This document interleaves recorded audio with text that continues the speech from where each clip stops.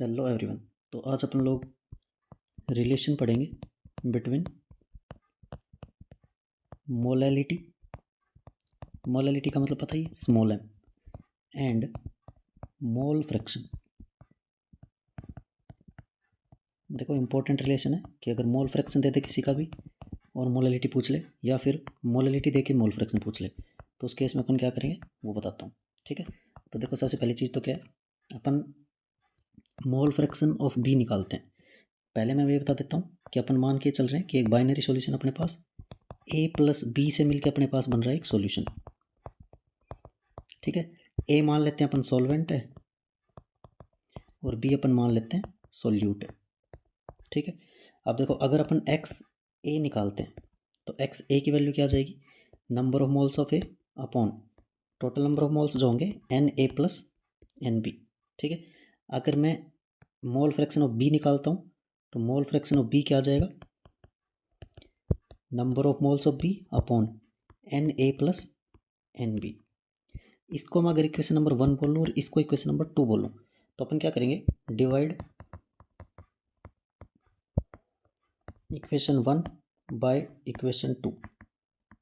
इससे क्या होगा, देखो X B upon X A, इसकी वैल्यू आ जाएगी N B upon N A plus N B divided by N A upon N A plus N B, ये आ जाएगा।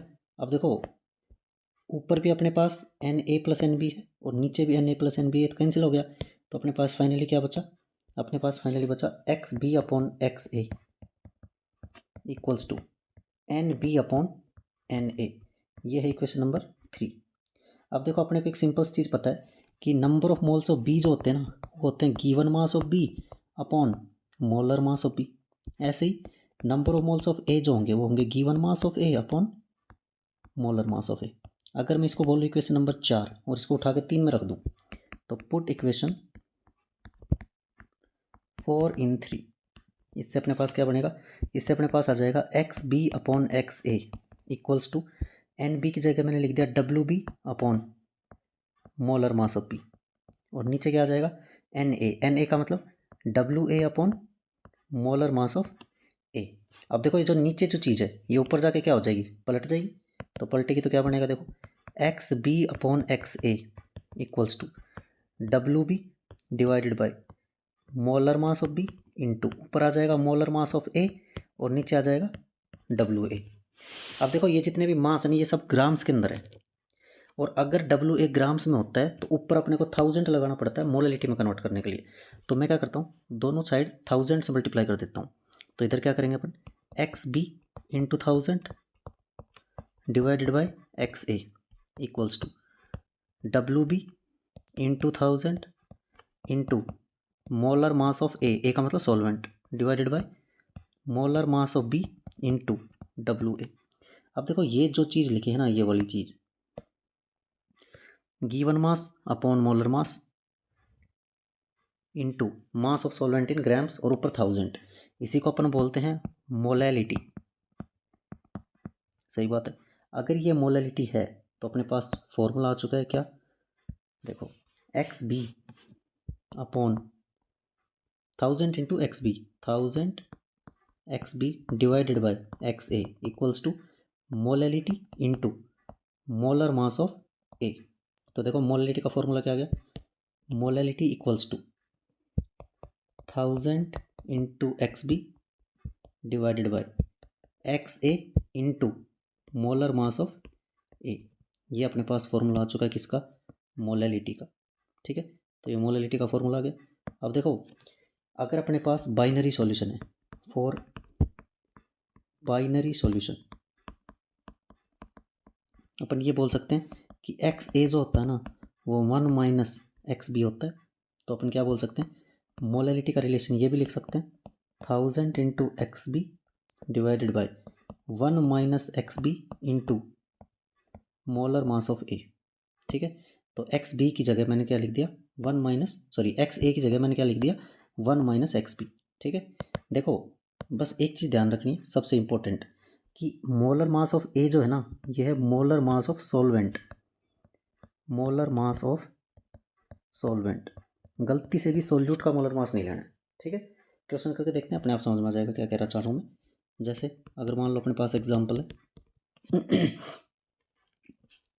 ए solution contains 0.2 mole fraction of solute in aqueous solution, और वो बोलेगा कि मोलैलिटी बताओ सॉल्यूशन की। तो क्या करोगे, मोलैलिटी इक्वल्स टू, ये रहा formula, 1000 into mole fraction of solute divided by 1 minus mole fraction of solute into molar mass of solvent. Simple. तो मोलैलिटी क्या आ जाएगी अपने पास, 1000 इंटू मोल फ्रैक्शन कितना है सॉल्यूट का, 0.2 divided by 1 minus 0.2 into molar mass of solvent 18 होगा, water का मास। तो मोलैलिटी कितनी आ जाएगी, इसको सॉल्व कर लेंगे, क्या आ जाएगा 200 डिवाइडेड बाय 0.8 इंटू 18। इसको सॉल्व कर लेंगे अपन, ठीक है। और इसको सॉल्व करने से क्या आ जाएगा अपने पास, आंसर आ जाएगा। तो देखो जैसे इसको सॉल्व करोगे ये अपने पास आ जाएगा अप्रोक्स 13.89 मोल पर केजी, यूनिट का ध्यान रखेंगे स्पेशली, ठीक है। तो ये अपने पास आंसर आ चुका है मोलैलिटी का, ठीक है। अब देखो पहली चीज़ ये है कि फॉर्मूला ध्यान से रखना है, मोलर मास ऑफ ए का मतलब मोलर मास ऑफ सॉल्वेंट रखना है वहाँ पे, ठीक है। दूसरी चीज़ ये है कि यूनिट का ध्यान रखना है, मोल पर लीटर नहीं है, मोल पर केजी आएगा, क्योंकि मोलैलिटी है, मोलैरिटी नहीं है, ठीक है। अब देखो अगर ये क्वेश्चन समझ में आ गया आपको तो अगला क्वेश्चन आप खुद करेंगे, ठीक है। अगर मैं बोलूँ calculate mole fraction of solvent present in 0.5 molal small m NaCl solution, ठीक है। इस क्वेश्चन को करने का ट्राई करेंगे। मोल फ्रैक्शन बताना है, मोलैलिटी दे रखी है। इस बार क्या था, पहले वाले क्वेश्चन में मोल फ्रैक्शन दे रखा था, मोलैलिटी कैलकुलेट करनी थी, इसमें जस्ट उल्टा है, ठीक है। तो इसको करने का ट्राई करना, ओके। अब देखो ये क्वेश्चन मैंने लास्ट क्लास में दिया था आप लोगों को, तो इसको सोल्व करके दिखाता हूँ। इसने नॉर्मलिटी पूछी है अपने से। नॉर्मलिटी का मतलब क्या होता है, molarity multiply by N factor. और मोलैरिटी का फॉर्मूला पता ही है, given mass of solute into 1000 upon molar mass of solute into volume of solution in millilitre, और मल्टीप्लाई में कर देंगे एन फैक्टर, तो ये बन गया नॉर्मलिटी का फॉर्मूला, ठीक है। तो देखो normality equals to, given mass कितना दे रखा है निकालना है अपने को, नॉर्मलिटी दे रखी है उसने कितनी 0.2, तो यहाँ पे मैं लिख देता हूँ 0.2 इक्वल्स टू डब्ल्यू बी की वैल्यू अपने को निकालनी है इंटू 1000 इंटू, देखो Na2CO3 है, सोल्ट है, कितना चार्ज है +2, एक सोडियम पे +1, दो पे +2, कार्बोनेट पे -2, तो एन फैक्टर कितना आया 2, तो एन फैक्टर 2 हो चुका है, तो एन फैक्टर 2 लिख दिया अपन ने यहाँ पे। मोलर मास, अब देखो अपने को क्या दे रखा है Na2CO3, Na2CO3 का मतलब क्या हुआ, देखो 2 सोडियम मतलब 46 प्लस एक कार्बन का 12 प्लस 3 ऑक्सीजन अपने पास मतलब 48, तो लगभग ये 106 आ जाएगा, ठीक है। वॉल्यूम 500 ml, कोई दिक्कत वाली बात नहीं। यहाँ से डब्ल्यू बी निकाल लेंगे अपन, तो डब्ल्यू बी क्या आ जाएगा 0.2 into 106 into 500 divided by 2 into 1000, सही है। इसको सॉल्व कर लेंगे, और इसको जब सॉल्व करोगे तो इससे अपने पास क्या आ जाएगा, फाइनल आंसर आ जाएगा, ठीक है। तो सबसे पहले चीज़ तो क्या करना है, देखो डब्ल्यू बी इक्वल्स टू, ये 2 जीरो खत्म इस 2 जीरो से, ठीक है। 0.2, इस 0.2 का एक जो जीरो है वो नीचे आ जाएगा, तो आ जाएगा 2 into 106 into 5 divided by 2 into 10, और एक जीरो इसका आएगा 100, ठीक है। 2 से 2 खत्म।